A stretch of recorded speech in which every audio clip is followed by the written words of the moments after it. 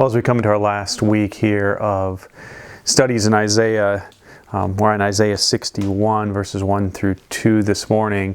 And it answers in a really fascinating and beautiful and heart-stirring way the question, what did Jesus come to do? I mean, there's a lot of ways to answer that in a lot of verses we could look to, but I love what we find in these two verses.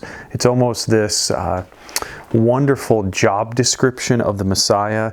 And I think if you were to read it and meditate upon it, you'll find there's such grace and mercy in it. So 6 things that Jesus came to do we find in these two verses.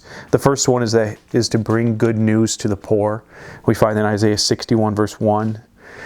Bring good news to the poor. What is good news to the poor? Well, if it's specifically to the poor, then it has to do something with money. Either that money's coming, or that there's no need for money, or a combination of the two. And when we think about it within the context of all of God's Word, what it means is that God is going to provide. That's what the good news is. You don't need to worry if you don't have any money in your bank account. In the Messiah, you'll have all that you need. I think about all the promises of inheritance. I mean, all of these things are wrapped up in the good news to the poor, that our worth, our value, our future is not determined by what we have. The second thing Jesus came to do in these verses is to bind up the brokenhearted. I mean, that's just such a sweet phrase, to bind up the brokenhearted. Have you ever had a heart that's been broken? You know, you counted on someone and they betrayed you. You longed for something and it didn't come to pass. Whatever the reason, those who are broken-hearted, Jesus comes to bind up that wound and to make it whole, to make it right again. The third thing is to bring liberty to the captives. Just think about the freedom of that. Maybe in this quarantine season, we all feel just a little bit captive. But think about someone who's really captive, who has no freedom and has no opportunity, has no hope, has no future. Think about this promise to bring liberty to them, that they'll be set free, they'll be set on a course where now opportunity and blessing and bounty is in front of them, things that were taken away from them in a violent and unforeseen and undesired way is now available to them because they were released. The next thing, it says, is opening prison to the bound. Some believe it's actually opening the eyes of the blind. And I think regardless of which it is, it sort of is the same metaphor, right? Because the blind, they're bound by their lack of sight. And it says that the doors are thrown open, and so they're no longer hindered from exploring and enjoying and delighting in that which God has created. The fifth thing is to proclaim the year of the Lord's favor and the day of vengeance.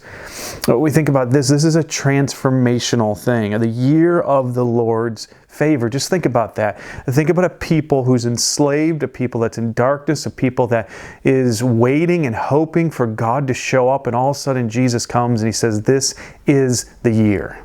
This is the year when the Lord's favor will be poured out on you, and divine vengeance on those who resist the work of God, those who don't follow the law, those ultimately who reject what God has done.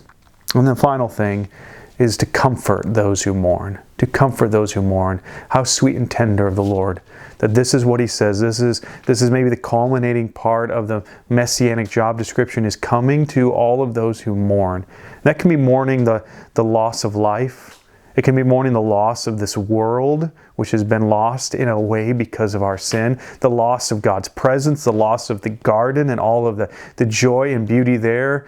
It can be the loss of all the things that are lost because of sin. And Jesus comes to comfort those of us who mourn for what should be, mourn what could have been, mourn what our own sin has caused.